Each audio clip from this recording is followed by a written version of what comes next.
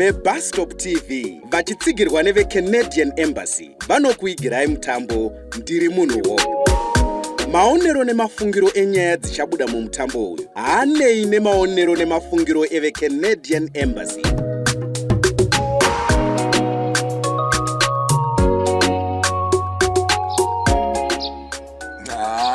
Mudhara tinobva tatoti madhuve muwengi wenyere mudhara kana kuti munhu wamuri kungokwikidzana naye paukansela chete chete. Vapo iwe rega kutaura kuti munhu wandiri kukwikidzana naye chete chete paukansela. Samundoti nditi chii? Taura kuti mukadzi wandiri kukwikidzana naye. Uri kurasika papi chaipo chaipo naiwe chetu iwo. Azo wakatengerwa doro rakawanda kupinda randakakutengera nezuro. Tengerwa nani futi mudhara? Namadhuveka. Umwe ndiani watiri kutaura nezvake panapa? Mudhara, madhuve haana kana nguva yekutengera vanhu doro mudhara. Munoti sei vanhu vachizosuduruka kure naye? Inyaya yekuomera kwake mudhara. Ndiye munhu wamunoda iye akadaro vanhu imimi zoga. Isi vangu vanokuitirai zvinhu zviri bhobhoso, munoda kuramba muchitibata nekusere kweruoko. Mudhara, ko pane chandiri kukanganisa here naye amahembe? Ndibva ndangogadzirisa alright nhasi chaiye chaiye this very morning. Urikubvunza mubvunzo uyu nomoyo wose here kana kuti ukuda kungondinzwa zvako chetu? Aiwa mudhara, muri mudhara wangu iri. Ndoda kutozivawo nekuti ndogona kufunga kuti pamwe ndiri mugwara ka ine ndiri kutokutadzirai. Inga nezuro ndakaita kuti bhawa rese rikukombei mudhara richingoimba kuti mahembe, mahembe. Ndiye kamugoni webasa kamudhara. Ndakafara kuti kana iye madhuve wacho akazvionera ari muchikona chake changa akahwanda mudhara achitya kuonekwa nezvo. Bvapo iwe vanhu vapiwa uri kutaura ipapa. Uri kureva zvidhakwa zviya zvaida kutengerwa hwawe here naiwe Jetro? Kamudhara. Jetro, ndiyo imwe nyaya yandinoda kukuyambira futi iyoyo Jetro. From today unofanira kusiya katsika ikako. Katsika kapi futi mudhara? Katsika kekukumba zvidhakwa zvose zvinenge zvakaoma muromo mbao zviti murwi chupa mberi pangu uchiti mudhara wenyu vauya vane nyota. Kana wakanditarisa inini wobva watarisa zvimadhara zviye nezvimayutsi zvacho zviye unonyatsoona kuti uyu nauyu ka havana kana kumbofa vakatora chitupa chekuzvarwa kana ID. And you call such people voters? Asi mudhara mukundifamba mudhara. Ndikutorevesa. Handisi kutomboita zvekutamba panapa Jetro. Unofanira kunge uri munhu akachangamuka mani. Kutopfuura zvandiri here izvi mudhara? Unofanira kumeka sure kuti vanhukadzi vose kunyange zvavo vakawanda ndoda kuti vanhukadzi vese nemayutsi vandide. Wanzwa? Ita kuti vakadzi vese vavenge madhuve vasambomufa vakamufarira ende vaite make sure kuti madhuve haafe akadongerera paukanzera. Tiri kunzwanana? Mudhara, madhuve acho agare pasi mani. Makataura chokwadi baba kuti ane nharo. Munomuziya. Munomuziya munhu wenyu. Ndotadza kuziva munhu aive mukadzi wangu ndikamupa vanhu vaviri vose. Iwe unofanira kusunga dzisimba. Tell other women kuti kana vakarega pfambi ichivatungamirira dzimba dzavo dzose dzinoparara. Mudhara, ini regai ndimbosuduruka kakuitira kuti ndikupei mukana wekumbotaura nemukadzi uyo ari kuuya pano nokuti ndiye shamwari hombe yamadhuve manje. Svika henyu amai. Vamahembe kansela venyu ava vane mashoko mashomanana vari kuda kungotaura nemi. Aiwa, svikai zvenyu, svikai. Jetro. Anopabuda namadhuve here mahembe wako inaiwe Jetro? Anotadza neimi muripo kudai. Aiwa, ko titambireka? Muchitambireiko? Vanhu kana ikeresiya.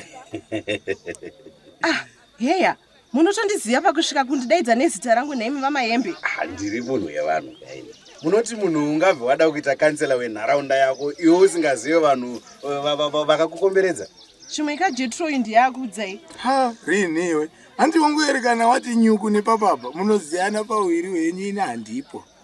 Ine vamahembe vandinoziva chaizvo. Pese apa ndanditori murima ndisingatombozive kuti vanondiziva ini. Wazoshamisika kawa kudaidzwa nezita nemutupo. Hongu ndatoshamisika ini.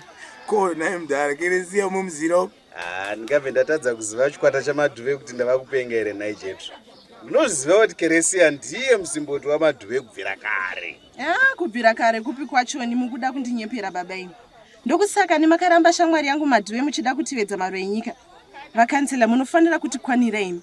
Murume wekupa anoda zvemadhirezi. Baba ava chinzwa manje Jetro kuwanzirwa kwandava kuitwa naKeresia. Aiwa, ina hapana chandanzwa ende panapa handitoripo saka ndisiye parutivi mupedzerane muri 2. tiri 2 kuita sei handiti iwo uripo taura. Aiwa, indaoneka kare usati watombosvika pano saka mudhara time ka tozobatana kugrowth point nhasi nelazi kana kuti mangwana handiti ndapedza kusota nyaya yayi. Manje zvawava kundisiya maoko amadhuwe part 2 uyu ndinopona here nai Jetro.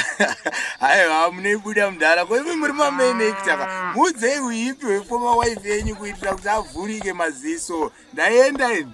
Famba zvakanaka Jetro. Asi garoziva kuti ushamwari hwaKeresia namadhuwe ndewebhandi nebhurugu. Hakuna kana munhu angatiparadzanisa. Nhasi handikwanisi asi mangwana Jetro. Aiwa, mangwana anoita futi. Chisarai muchiro asimbi chiri kupisa iyo mudhara. Koseiko zvewe kuzonditora semunhu anofarira pressure pane vanhu kudai naye Keresia. Munhu anoreva vanhu vakawanda kuito mumwe chete. Konda nyepe here kuti baba imimi mune chiuno. Pane mukadzi munharaunda uno wamusinambobvira makaridzira muridzeni. Rega kuramba uchindiwanzira kudaro Keresia. Rega kundipa pfungwa dzekuti iwewe watumwa namadhuwe. Aiwa, siye madhuwe munyaya iyi handiti tiri pano tingori 2. Hamo munyaya iyi. Haziriye akutuma here. Kundituma chiko nehemahembe. Ndine 1 week yose ndisati ndaonana namadhuwe. Ndichatonosangana naye iko kuwomen's club yemubatanidzwa wemachechi kwaari kuzotaura nhau dzaari kuda iyi. Saka izvi uri kunanga kurali? Kwete kurali, asi kumeeting. Saka uri kuda kunovaratidza wonyatsonovaudza kuti mahembe wasangana naye ukamubvisa chimiro pasi revanhu kaiwewo. Kwete hazvisiri izvo. Ndingambobvunza? Bvunza hako. Kunondivengerei kudaro iwewo? Pane chii chandakakutadzira? Kana chiripo, please taura. Ndibva ndaripa nhasi chaiye. Taura chokwadi mahembe. Vakadzi vose vemunharaunda ino vane hunhu vakakumakira zvawakaita mukadzi wako madhuwe. Shuwa ungarambe munhu akakusharira vana 2 nenhumbi imwe yakabva. Waida kuti ndirambe ndigere naye ndamubata nechikomba? Wakavabata here redhendeti iwewe? Kana kuti wakangoona zvako munhu achingobuda mumba ubva wafunga kuti muchero wepakati wadyiwa. Taura chokwadi tingori 2 panapa. Iwe ndichipedzereko nguva yangu ini ndichiziva kuti wakapakwa nhema dzega nasaura wako madhuwe. Umwe wako yauya sha. Iwe akatadza ega kuzvibata umwe wako madhuwe uya. Kwewe wacho unogona kuzvibate? Chaizvo. Wakamurambira iye dadiso pambi huru yepagrowth point asingazvizive ndiani. Saka uri kundiudza kuti iye dadiso dhibhi guru repagrowth point ndiye mukadzi kwaye kudarika madhuwe. Baba imika zivai zvino. Handiti ndiyo wandidena saka nhasi ndoda kukuudza chokwadi changu chizere. Taura, kopanaka kubata muromo. Taura. Shamwari yako madhuwe uya. Ndakamuroora netsaona semunhu akangojambira mukiwi. Nema dzako. Munhu wandaida zvizere ndiwe kwete iye. Wanga uchizviziva here? Nema dzako ndokunonzi kunyepa. Handiti waipfuura nepamusha pedu uchienda kwana madhuwe. Iwe.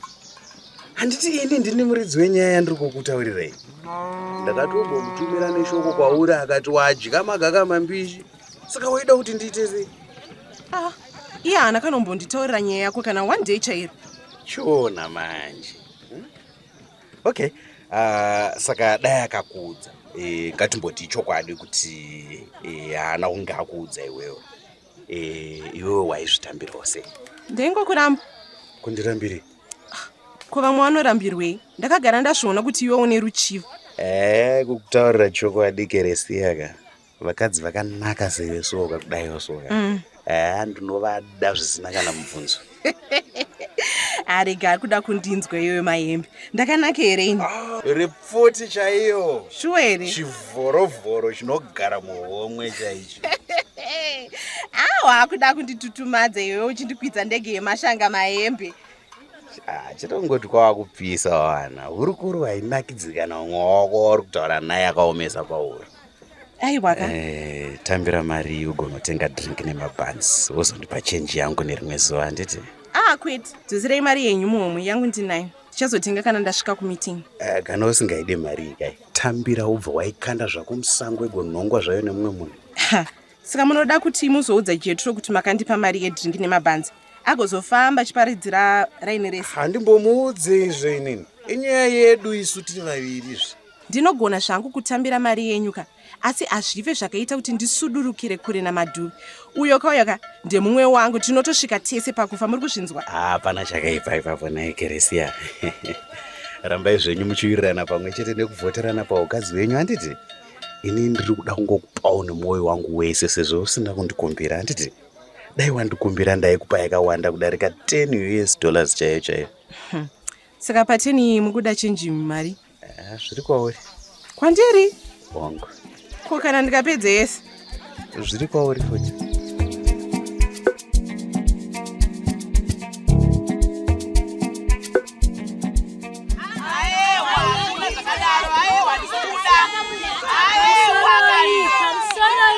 Madzimai muri pano.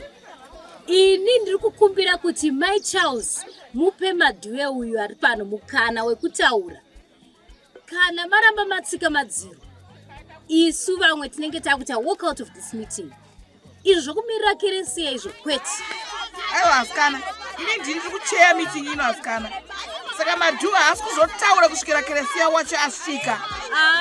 Handione chikonzero chekumirira tose tichiziva kuti munhu uyu haasi nhengo iri kukwikwidza paukanseri. Aiwa, ina zvakadaro.